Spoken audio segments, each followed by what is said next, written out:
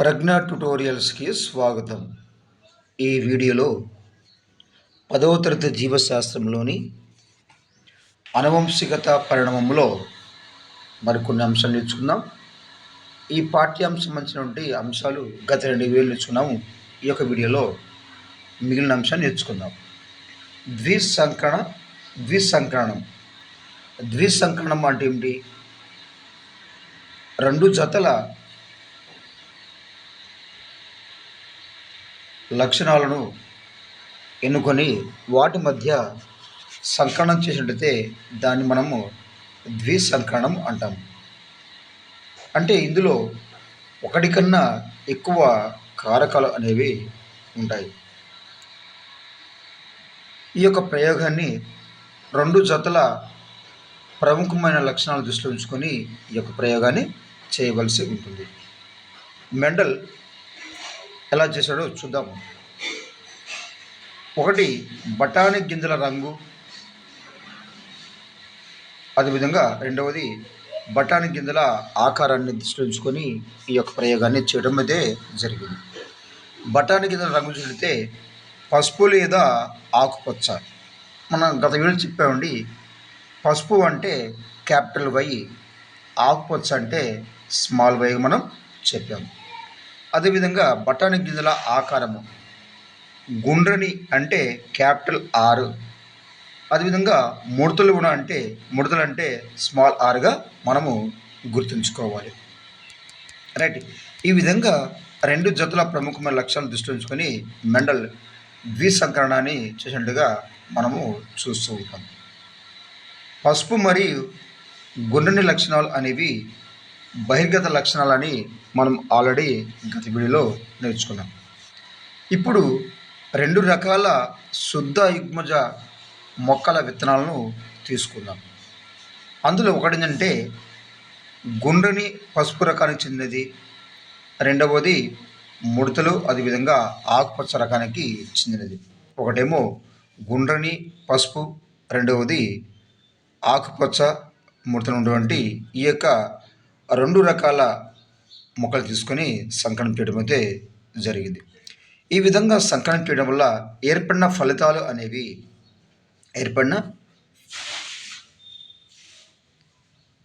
ఫలితం అనేది మొత్తం గుండ్రని పసుపు విత్తనాలే ఏర్పడడం అయితే జరిగింది. ఈ యొక్క సంకరణంలో మొత్తం కూడా గుండ్రని అదేవిధంగా పసుపు రంగు విత్తనాలు ఏర్పడడం అయితే జరిగింది.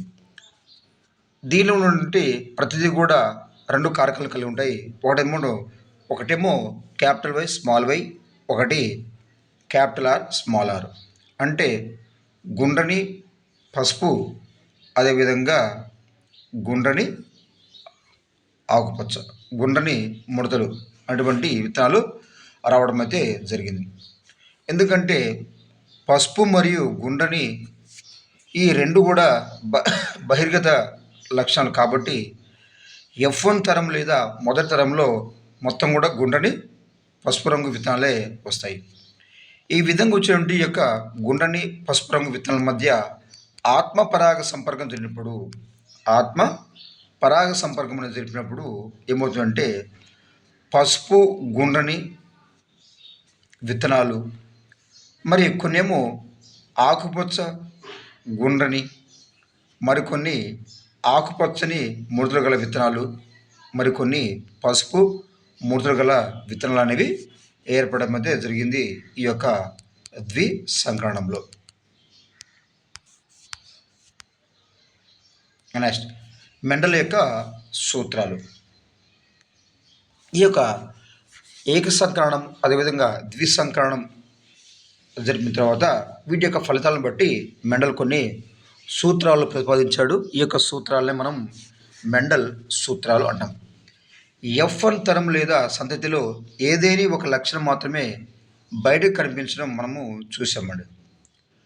మరి పసుపు ఆకుపచ్చ విత్తనాల్లో సంకరణ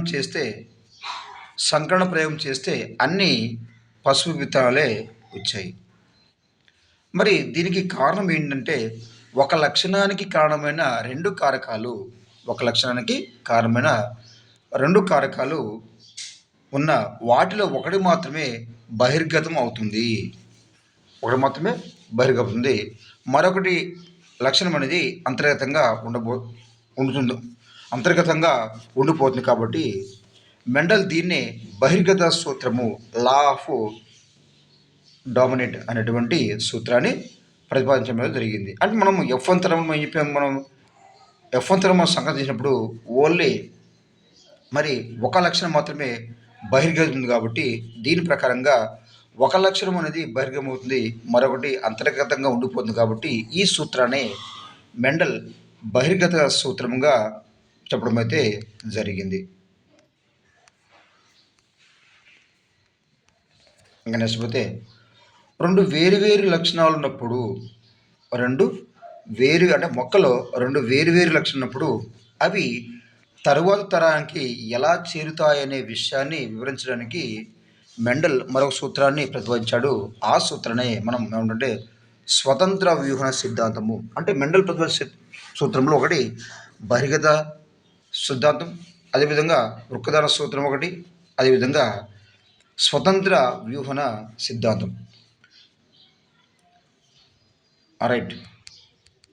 ఒక తరం నుండి మరొక తరానికి వ్యాప్తి చెందే లక్షణాలను ఈ యొక్క మెండల్ చేసిన ప్రయోగ ఫలితంగా ఏం చెప్పాడంటే, ఒక తరం నుండి మరొక తరానికి వ్యాప్తి చెందే లక్షణాలను అనువంశిక లక్షణాలు అని చెప్పడం అయితే జరిగింది జాన్ గ్రిగర్ మెండల్. ఈ విధంగా బఠానీ మొక్కలో అనేక ప్రయోగాలు చేసి అనువంశికత లక్షణాలను అయితే జాన్ గ్రిగర్ మెండల్ వివరించడం అయితే జరిగింది.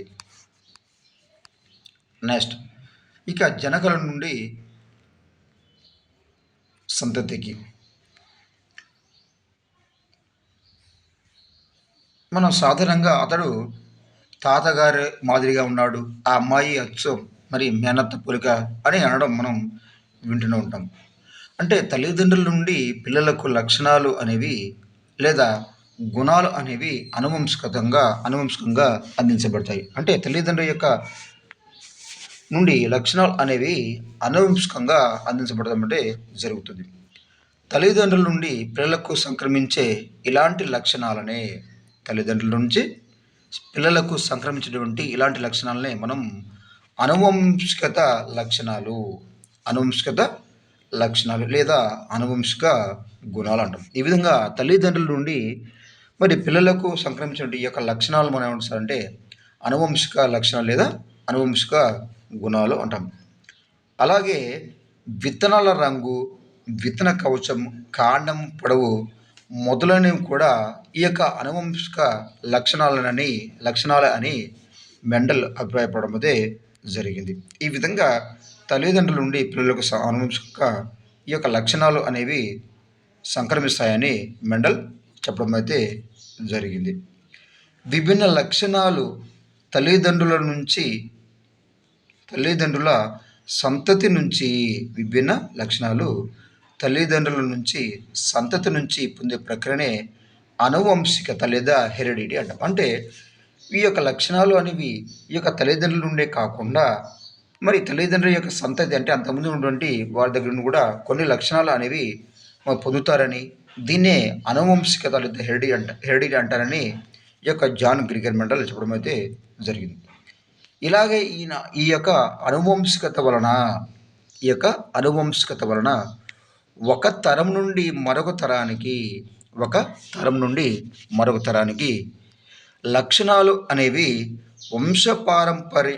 లక్షణాలు అనేవి అందించడాన్ని మనం వంశపారంపర్యం అని అంటాము. మరి చూడరా, ఇక్కడ తల్లిదండ్రుల నుండి మరి సంతతి నుండి పొందేటువంటి ప్రక్రియని మనము అనువంశికత అంటాము.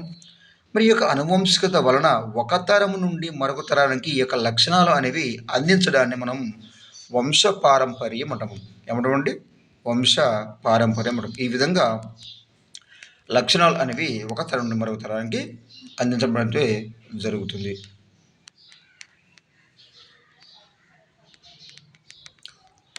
ఒకే లక్షణానికి చెందిన భిన్న కారకాల ద్వారా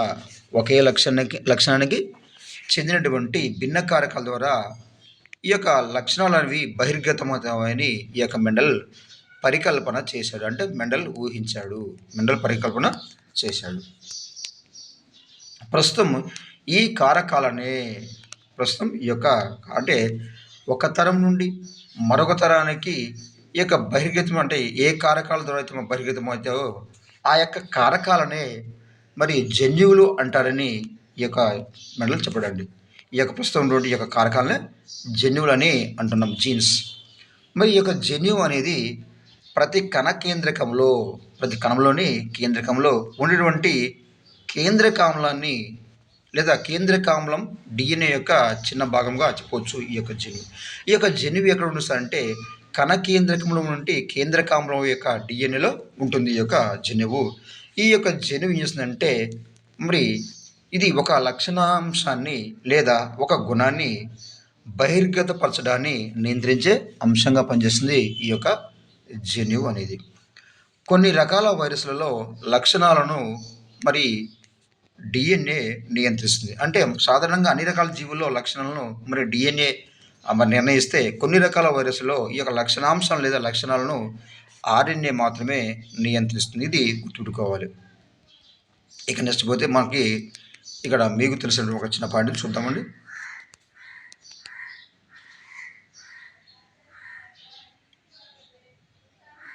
మీకు తెలుసా? రైట్. 1950లో రోజెలాండ్ ఫ్రాంక్లిన్, అదేవిధంగా ఫ్రాన్సిస్ క్రిక్, అదేవిధంగా జేమ్స్ వాట్సన్ మరియు మారిన్ విల్కిన్స్లు ఈ యొక్క డిఎన్ఏ నిర్మాణంపై పరిశోధనలు చేశారు. డిఎన్ఏ అణువు సర్పిలంగా ఉండే సెట్ల మాదిరిగా ఉంటుందని గుర్తించారు. వీరు ఏం చేశారంటే డిఎన్ఏ పైన పరిశోధన చేసి ఈ యొక్క డిఎన్ఏ అణువు అనేది సర్పిలంగా అదేవిధంగా సెట్ల మాదిరిగా ఉంటుందని గుర్తించి ఈ యొక్క డిఎన్ఏ ఆకారానికే ద్వికుండలి డబుల్ హెలిక్స్ అనేటువంటి మరి నామకరణం చేయడం అయితే జరిగింది. ఇవి దీనికి అంటే ద్వికుండలి లేదా డబుల్ హెలిక్స్ అని అనడం అయితే జరిగింది. ఈ యొక్క డిఎన్ఏ అనేది ఏకాంతంగా అమర్చబడిన చక్కెరలు మరియు పాస్పేట్లతో నిర్మితమై ఉంటుంది. వెరీ ఇంపార్టెంట్ అండి. ఇక్కడ డిఎన్ఏను కనుగొన్నది 1950 సంవత్సరం. ఎవరు కనుగొన్నారంటే Rosalind Franklin, Francis Crick, James Watson మరియు మారిన్ విల్కిన్స్లు. మరి వీరు ఏం చేశారంటే ఈ యొక్క డిఎన్ఏ అనేది సర్పిలాకారంగా ఉంటుందని చెప్పారు. అదేవిధంగా ఈ నిర్మాణానికి వీళ్ళు ద్వికుండలి అనేటువంటి డబుల్ హెలిక్స్ నిర్మాణాన్ని ఆపాదించారు. తర్వాత ఇవి ఎలా ఉంటుంది సార్ అంటే ఏకాంతంగా అమర్చబడిన చక్కెరలు మరియు పాస్పేట్తో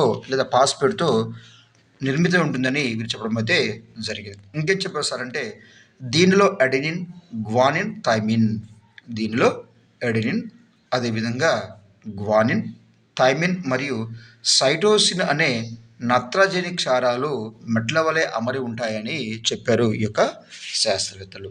ఈ యొక్క డిఎన్ఏలో అడెనిన్, గ్వానిన్, థైమిన్ మరియు సైటోసిన్ అనే నత్రజని క్షారాలు అనేవి మెట్ల వలె అమరి ఉంటాయని ఈ యొక్క డిఎన్ఏలో అమరి ఉంటాయని చెప్పడం అయితే జరిగింది. ఇంకా ఏం చెప్పారు సార్ వీళ్ళంటే ఫ్రాంక్లిన్ మరియు మౌరిన్ విల్కిన్స్ కూడా డిఎన్ఏ 1962లో వాట్సన్, క్రిక్ మరియు విల్కిన్స్లకు సంయుక్తంగా నోబెల్ బహుమతి బహుకరించబడింది. రైట్. ఈ విధంగా డిఎన్ఏను కనుగొన్నందుకు ఫ్రాంక్లిన్ మరియు మారిన్ విల్కిన్స్లకు కూడా మరి ఈ యొక్క డిఎన్ఏ కనుగొన్నందుకు 1962లో వాట్సన్ మరియు క్రిక్ మరియు విల్కిన్స్లకు సంయుక్తంగా ఈ యొక్క నోబెల్ ప్రైజ్ అనేది బహుకరించబడింది. అయితే ఈ యొక్క నోబెల్ బహుమతి బహుకరించినప్పుడు ఆ సమయానికి రోజలిన్ చనిపోవడం వల్ల ఆమె పేరు చేర్చడం అయితే జరగలేదు. ఈ యొక్క డిఎన్ఏ యొక్క రసాయనిక స్వభావం అనేది వెరీ వెరీ ఇంపార్టెంట్. డిఎన్ఏ యొక్క రసాయనిక స్వభావం అనేది జీవులలో లక్షణాలను నిర్ధారిస్తుంది. జీవులలో లక్షణాలను నిర్ధారించేది ఏంటి సార్ అంటే డిఎన్ఏ యొక్క రసాయనిక స్వభావం. డిఎన్ఏ యొక్క రసాయనిక స్వభావం వల్ల ఈ యొక్క జీవులలో లక్షణాలను నిర్ధారిస్తుంది. నెక్స్ట్ పోతే జుట్టు, చర్మపు రంగు మొదలైనవి ఇలాంటి లక్షణాలకు ఉదాహరణలు. ఈ యొక్క డిఎన్ఏ ఇంకేం చేస్తాయంటే జుట్టు యొక్క రంగు కానీ అదేవిధంగా చర్మం యొక్క రంగు కానీ నిర్ధారిస్తుంది ఈ యొక్క డిఎన్ఏ. డిఎన్ఏ యొక్క రసాయనిక నిర్మాణంలో డిఎన్ఏ యొక్క రసాయనిక నిర్మాణంలో ఏ చిన్న మార్పు కలిగినా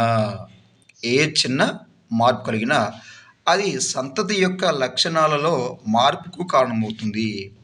డిఎన్ఏ యొక్క రసాయనిక నిర్మాణంలో ఏ చిన్న మార్పు కలిగినా అది సంతతి యొక్క లక్షణాలలో మార్పునకు కారణమవుతుంది. ఈ మార్పులే వైవిధ్యాలకు దారితీస్తాయి. కాబట్టి జీవుల యొక్క లక్షణాలను మరి ప్రధానంగా నిర్ణయించేది ఏంటంటే డిఎన్ఏ అని మనం చెప్పవచ్చు. ఇది డిఎన్ఏ గురించి. ఇక నెక్స్ట్ పోతే మానవులలో లింగ నిర్ధారణ. మానవులలో లక్షణాలు అనేవి వంశపారంపర్యంగా వచ్చినట్లుగానే పుట్టే శిశువు యొక్క లింగ నిర్ధారణలో కూడా వంశపారంపర్య కారకాలు ఉంటాయి. నిజానికి శిశువు లింగ నిర్ధారణలో కారణం ఎవరో తెలుసుకుందాం. ప్రతి మానవ కణంలో 23 జతల క్రోమోజోములు ఉంటాయి. గుర్తుంచుకోవాలండి, ప్రతి మానవ కణంలో 23 జతల క్రోమోజోములు ఉంటాయి. వాటిలో 22 క్రోమోజోములను మనము ఆటోజోమ్స్ లేదా శారీరక క్రోమోజోములు అంటాం. ఈ ఉన్నటువంటి 23 జతల్లో ఉన్నటువంటి 22 జతలు మనం ఏమంటామంటే ఆటోజోమ్స్ లేదా శారీరక క్రోమోజోములు అంటాము. అయితే ఒకే జాతికి చెందిన ఆడ మగ జీవులలో క్రోమోజోముల సంఖ్య మరియు స్వరూపాలలో తేడా లేని వాటిని మనం అంటే ఆటోజోమ్స్ అంటాం. ఈ యొక్క ఆటోజోమ్స్ లేదా శారీరక క్రోమోజోములు అనేవి ఆడ మగ జీవులలో వీటి యొక్క సంఖ్యలో కానీ అదేవిధంగా స్వరూపంలో కానీ ఎలాంటి తేడా అనేది ఉండదు ఈ యొక్క 22 జతల ఆటోజోమ్స్లలో. మిగిలిన ఒక జతను మనం ఏమంటామంటే లైంగిక క్రోమోజోములు అంటాము. ఈ యొక్క లైంగిక క్రోమోజోములు మనం అంటే ఎల్లోజోమ్స్ అని కూడా అంటాం, లేదా వీళ్ళు మనం సెక్స్ క్రోమోజోమ్స్ అని కూడా అంటాము. ఈ యొక్క లైంగిక క్రోమోజోమ్స్ అనేవి ఒక జత ఉంటాయి. ఈ ఒక జత ఉన్నటువంటి ఈ యొక్క లైంగిక క్రోమోజోమ్లో మరి కొంత తేడా అనేది ఉంటుంది, అది మనం చూద్దామండి. రైట్. మరి మిగిలిన ఒక జతను లైంగిక క్రోమోజోమ్స్ లేదా ఎల్లోజోమ్స్ లేదా సెక్స్ క్రోమోజోమ్స్ అంటాము. ఈ యొక్క లైంగిక క్రోమోజోములు అనేవి 2 రకాలుగా ఉంటాయి. ఎన్ని రకాలు ఉంటాయి సార్? 2 రకాలు ఉంటాయి. ఒకటేమో ఎక్స్ కాగా రెండవది వై. రెండవది వై. ఈ 2 క్రోమోజోములు ఈ యొక్క ఎక్స్ వై క్రోమోజోములు అనేవి మానవుల్లో లింగ నిర్ధారణ చేస్తాయి. ఇకపోతే మరి ఉన్నటువంటి ఈ ఒక్క జతలో ఉన్నటువంటి ఈ యొక్క క్రోమోజోములలో ఈ యొక్క ఆడవారిలో ఈ యొక్క జత అనేది ఎక్స్ క్రోమోజోములు ఉంటాయి, మగవాళ్ళు అయితే XY క్రోమోజోములు అనేవి ఉంటాయి. అంటే ఉన్నటువంటి ఒక జత క్రోమోజోములు లైంగిక క్రోమోజోములు కూడా ఆడవాళ్ళు అయితే XX, అదేవిధంగా మగవాళ్ళు అయితే మరి XY క్రోమోజోములు ఉంటాయి, గుర్తుపెట్టుకోవాలి. నెక్స్ట్ ఈ యొక్క స్త్రీ సంయోగ బీజదములో అంటే అండంలో ఒకే ఎక్స్ క్రోమోజోమ్ మాత్రమే ఉంటుంది. పురుష బీజకణంలో పురుష సంయోగ బీజంలో ఈ యొక్క శుక్రకణాల్లో 2 రకాల క్రోమోజోమ్లు ఉంటాయి. ఒకటేమో ఎక్స్ క్రోమోజోము, రెండేమో వై క్రోమోజోమ్. అంటే ఆడవారి యొక్క సంయోగ బీజంలో ఒక క్రోమోజోమ్ ఉంటుంది, ఆ క్రోమోజోమ్ ఎక్స్. మరి మగవారి యొక్క ఆ యొక్క పురుష సంయోగ బీజంలో అంటే శుక్రకణాల్లో 2 రకాల క్రోమోజోమ్ ఉంటాయి. అవి ఏంటి అంటే ఎక్స్ మరియు వై ఉంటాయి.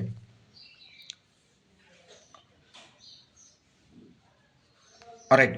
ఈ యొక్క ఎక్స్ క్రోమోజోమ్ కలిగినవి, ఈ యొక్క వై క్రోమోజోమ్ కలిగినవి 2 ఉంటాయి ఈ యొక్క పురుషుని యొక్క సంయోగ బీజంలో.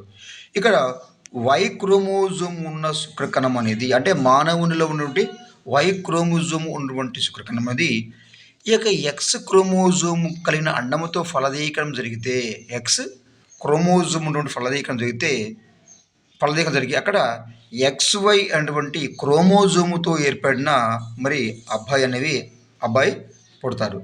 అలా కాకుండా స్త్రీలో ఉన్నటువంటి అండంలో ఉన్నటువంటి ఆ ఎక్స్ క్రోమోజోమ్తో మరి పురుష సంయోగ బీజ శుక్రకణం ఉన్నటువంటి మరి ఆ ఎక్స్ క్రోమోజోమ్ కలిసి ఉంటే మరి అక్కడ అమ్మాయి పుట్టడం అనేది జరుగుతుంది. ఈ విధంగా లింగ నిర్ధారణ అనేది మానవుల్లో జరగడం అయితే జరుగుతుంది.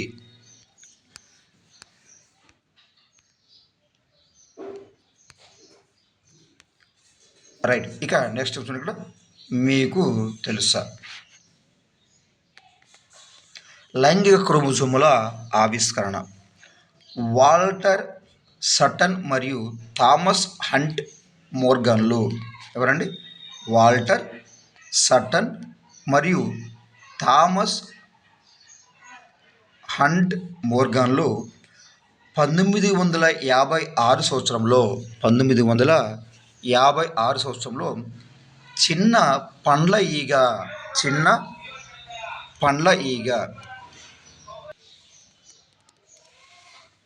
వాల్టర్, అదేవిధంగా సటన్ మరియు థామస్ హంట్, అదేవిధంగా మోర్గన్లు ఈ యొక్క 1956 సంవత్సరంలో చిన్న పండ్ల ఈగ, దీన్ని మనం ఏమంటే డ్రాసోఫిలా మెలనోగాస్టర్ అంటాం. దీని యొక్క పేరు ఏంటంటే డ్రాసోఫిలా మెలనోగాస్టర్. ఈ యొక్క డ్రాసోఫిలా మెలనోగాస్టర్ గురించి ఈ యొక్క కొలంబియా యూనివర్సిటీలో అధ్యయనం చేశారు. ఎక్కడండి? కొలంబియా యూనివర్సిటీలో అధ్యయనం చేసి ఈ యొక్క డ్రాసోఫిలాలో లింగ సహలగ్నత లక్షణాలను కనుగొన్నప్పుడు లక్షణాలకు కారణమయ్యే జన్యువులు క్రోమోజోములో ఉన్నట్లు నిర్ధారించబడినది. ఈ యొక్క డ్రాసోఫిలా అనేటువంటి ఈగలో మరి ప్రయోగం చేసినప్పుడు ఏమేమి సారంటే ఈ యొక్క లింగ సహలగ్నత అటువంటి లక్షణాలను కనుగొనేటప్పుడు ఈ యొక్క దీనికి కానివ్వండి ఈ యొక్క జన్యువులు అనేవి ఈ యొక్క క్రోమోజోమ్లో ఉన్నట్లుగా గుర్తించబడింది. ఈ యొక్క డ్రాసోఫిలాలోని వంశ పారంపర్యత గురించి వాళ్ళు పూర్తిగా అధ్యయనం చేయడం అయితే జరిగింది. ఇది లైంగిక క్రోమోజోమ్ల యొక్క ఆవిష్కరణ. ఎక్కడ సార్ అంటే డ్రాసోఫిలా నుండి ఈగ. ఎప్పుడు సార్ అంటే 1956 సంవత్సరం. దీన్ని ఏం చేశారు సార్ అంటే లింగ సమలగ్నత కనుగొన్నారు. దాంట్లో వీళ్ళు ఏంటంటే క్రోమోజోమ్లలో ఈ యొక్క జన్యువులు, ఈ యొక్క లక్షణాల కారణమైన జన్యువులు అనేవి ఈ యొక్క క్రోమోజోమ్లో ఉన్నట్టుగా గుర్తించడం జరిగింది. ఇది ఈ యొక్క అంశంలో. ఇక నెక్స్ట్ పోతే పరిణామం, ఎవల్యూషన్ అండి. జీవులు ప్రత్యుత్పత్తి జరిపేటప్పుడు ఈ యొక్క వైవిధ్యాలు అనేవి ఏర్పడుతుంటాయి. ఒక జనాభాలో లైంగిక ప్రత్యుత్పత్తి, DNA అనువాదం మరియు ప్రకృతిలో జరిగే ఏమైనా తప్పులు లేదా మార్పులు అనేవి ఈ యొక్క వైవిధ్యాలకు దారితీస్తాయి. ఈ యొక్క వైవిధ్యాలు ఎలా ఏర్పడతాయంటే జీవులలో ప్రత్యుత్పత్తి చేయటప్పుడు ఈ యొక్క వైవిధ్యాలు అనేవి ఏర్పడుతుంటాయి. ఎలా ఏర్పడతాయంటే ఒక జనాభాలో లైంగిక ప్రత్యుత్పత్తి, DNA అనువాదం మరియు ప్రకృతిలో ఏమైనా తప్పులు లేదా మార్పులు జరిగినట్లయితే ఆ యొక్క జీవులలో ఈ యొక్క వైవిధ్యాలు అనేవి ఏర్పడతాయి. ఈ యొక్క వైవిధ్యాలు అనేవి ఇవే వాటి యొక్క సంతతికి అందించబడతాయి. మరి ఈ యొక్క వైవిధ్యాల యొక్క ప్రభావం అంటే పరిణామం అనేది ఈ విధంగా జరుగుతుందో ఈ యొక్క అధ్యాయంలో మనము తెలుసుకుందామండి. నెక్స్ట్ ఈ యొక్క వైవిధ్యాలు మరి రెక్కల పురుగు పైన చేయడం అయితే జరిగింది.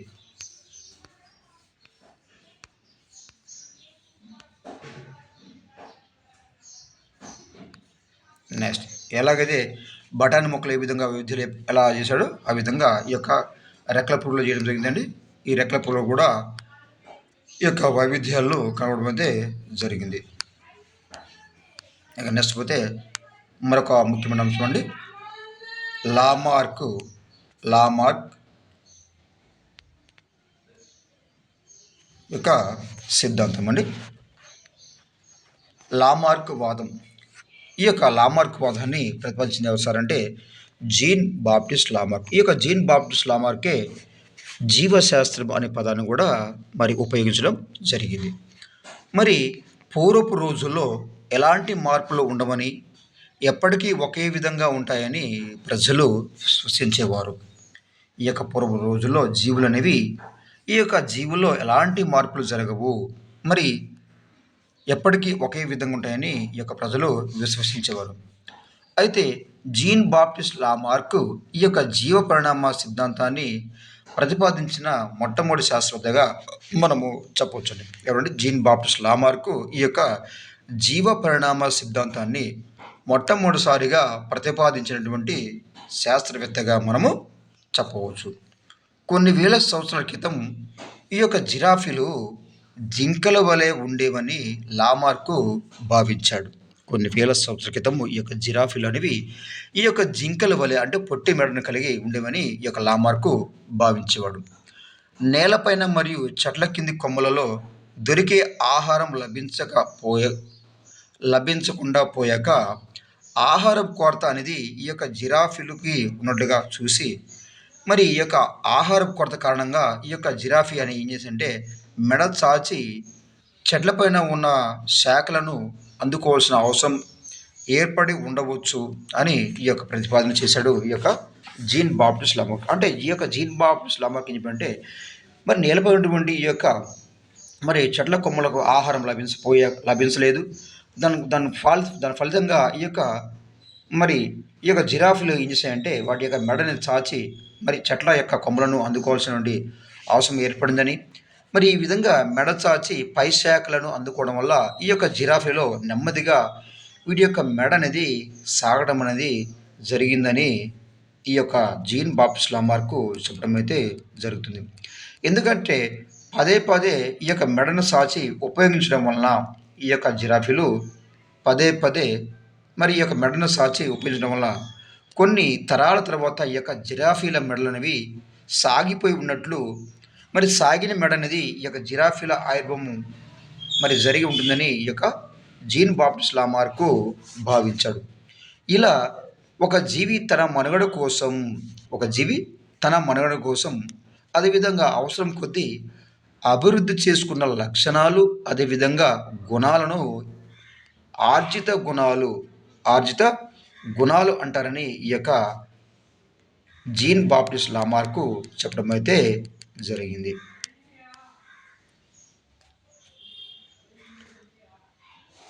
రైట్. ఈ యొక్క లామార్క్ అభిప్రాయం ప్రకారం ఈ విధంగా ఆర్జించిన గుణాలు మరి తమ సంతతికి అందించబడుతూ లేదా తర్వాత సంతతికి అందించబడుతూ ఉంటాయని, దీన్నే మరి లామార్క్ ఆర్జిత గుణాల అనువంశికత అంటారని చెప్పడం అయితే జరిగింది. ఉదాహరణ జిరాఫీలో సాగిన మెడ, అదేవిధంగా ముంగాలు అని చెప్పడం అయితే జరిగింది. కానీ ఆ తర్వాత ఈ యొక్క ఆర్జిత గుణాల అనువంశికతను మరి తప్పుపట్టాడు ఎవరంటే ఆగస్ట్ వీస్మండ్. ఈ యొక్క ఆగస్ట్ వీస్మండ్ పాపం నిజానికి తను చూపు తక్కువగా ఉన్నటువంటి శాస్త్రవేత్తగా మనం చెప్పవచ్చండి. ఆగస్ట్ వీస్మండ్ ఏం చేశాడంటే ఈ సిద్ధాంతాన్ని ఈ యొక్క ఆర్జిత గుణాల అనువంశికత అంటే ఈ యొక్క తను పొందినటువంటి లక్షణాలు తర్వాత తరానికి మరి అందించబడతాయంటే ఈ యొక్క విషయం పైన ఈ యొక్క ఆగస్ట్ వీస్మండ్ ఈ యొక్క సిద్ధాంతాన్ని ఏం చేశాడంటే ఎలుకల పైన ప్రయోగాలు చేసి పరీక్షించాడు. ఎలా అంటే తాను పొందిన లక్షణాలు అనేవి తర్వాత తరానికి ఏ విధంగా అందించబడతాయి, నిజంగా అందించబడతాయా లేదనే విషయాన్ని ఈ యొక్క ఆగస్ట్ వీస్మండ్ తర్వాత ప్రయోగాలు చేశాడు. ఈ యొక్క ప్రయోగాలు ఎక్కడ చేశాడు సార్ అంటే ఎలుకల పైన ఈ యొక్క ప్రయోగాలు చేయడం అయితే జరిగింది. ఇతను ఏం చేశాడు సార్ అంటే మొదటిగా ఎలుకల యొక్క తోకలను కత్తిరించాడు.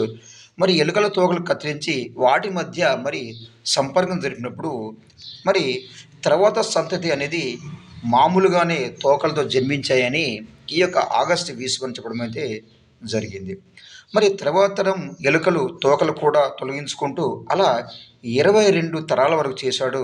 అయితే ప్రతిసారి కూడా మరి ఎలుకలు తోకలతోనే పుట్టాయి అనే విషయాన్ని ఈ యొక్క ఆగస్ట్ వీస్మన్ చెప్పడం జరిగింది. అంటే ఇక్కడ ఆర్జిత గుణాల సూత్రంలో ఈ యొక్క జీన్ బాప్టిస్ట్ లామార్క్ ఏం చేశారంటే అంటే ఈ యొక్క జిరాఫ్ మెడలు సాగించడం వల్ల ఆ లక్షణం అనేది తర్వాత తరానికి అందించబడి ఈ యొక్క జిరాఫ్ మెడలు అనేవి పొట్టిగా ఉన్నాయి, పొడవుగా సాగాయి అని చెప్పాడు. అంటే ఒక తరములో మరి ఉండే లక్షణాలు తర్వాత తరంలోకి మరి అందించబడని చెప్పాడు. కానీ ఇక్కడ దీనికి నిరూపించడానికి ఆగస్టు వీస్మన్ ఏం చేశాడంటే ఎలుకలపై ప్రయోగించాడు. ఈ ఎలుకల తోకలు కత్తిరించి మరి వాటి మధ్య సంపర్కం జరిపినప్పుడు తర్వాత తరంలో మరి ఆ ఎలుకలు కూడా తోకలు ఉండగా మరి చూశాడు. ఇది ఎలా చేశాడు సార్ అంటే సుమారుగా 22 తరాల వరకు ఇలా చేయడం జరిగింది. ఇలా చేసినా సరే మరి ఈ యొక్క ఎలుకలకు తోకలు ఉండడాన్ని గమనించాడు ఈ యొక్క ఆగస్ట్ వీస్మన్. అంటే ఈ యొక్క ఆర్జిత గుణాల అనువంశిక సూత్రాన్ని మరి తప్పడానికి ఈ యొక్క అంటే తప్పు అని నిరూపించడానికి ఈ యొక్క ఆగస్ట్ వీస్మన్ ప్రయోగాలు చేయడం అయితే జరిగింది.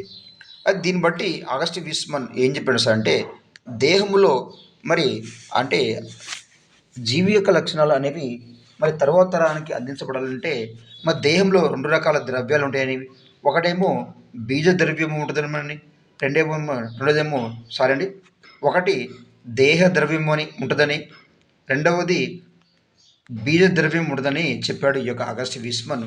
మరి దేహ ద్రవ్యంలో ఎలాంటి మార్పులు జరిగినా సరే అవి తర్వాత తరానికి అందించబడవు అని, కేవలం బీజ ద్రవ్యంలో మార్పులు జరిగితే అది తర్వాత తరానికి అందించబడుతుందని చెప్పడం జరిగింది ఈ యొక్క ఆగస్ట్ వీస్మన్ అనేటువంటి శాస్త్రవేత్త. రైట్. అందువల్ల ఈ యొక్క శారీరక మార్పులు పరిసరాల కారణంగా ఏర్పడిన మార్పులు సరే అవి తమ సంతతికి అందించబడవని ఈ యొక్క వీస్మన్ చెప్పడం అయితే జరిగింది. ఇది ఆగస్ట్ వీస్మన్ చెప్పినటువంటి సిద్ధాంతం. దీన్ని మనము ఆగస్ట్ వీస్మన్ చెప్పిన ఈ సిద్ధాంతాన్ని మనము బీజ ద్రవ్య సిద్ధాంతం అని కూడా అంటాము. ఇక నెక్స్ట్ పోతే చార్లెస్ డార్విన్. ఎవరండి? Charles Darwin. ఈ యొక్క చార్లెస్ డార్విన్ ప్రతిపాదించినటువంటి సిద్ధాంతాన్ని ఏమంటామంటే డార్వినిజం అంటాం. ఏమన్నా సార్? డార్వినిజం అంటాం. ప్రకృతి వర్ణం అనే ప్రఖ్యాత జీవ పరిణామ సిద్ధాంతాన్ని డార్విన్ ప్రతిపాదించాడు. ఈయన ఏం చెప్పాడు సార్ అంటే మరి ప్రకృతిలో ఉన్నటువంటి అనేక విషయాలను మరి పరిశీలించి ఈయన ప్రకృతి వర్ణం అనేటువంటి జీవ పరిణామ సిద్ధాంతాన్ని ప్రతిపాదించాడు ఈ యొక్క చార్లెస్ డార్విన్. ఈ యొక్క చార్లెస్ డార్విన్ గురించి మరొక వీడియో చూద్దామండి. చూస్తూనే ఉండండి ప్రజ్ఞా ట్యుటోరియల్స్.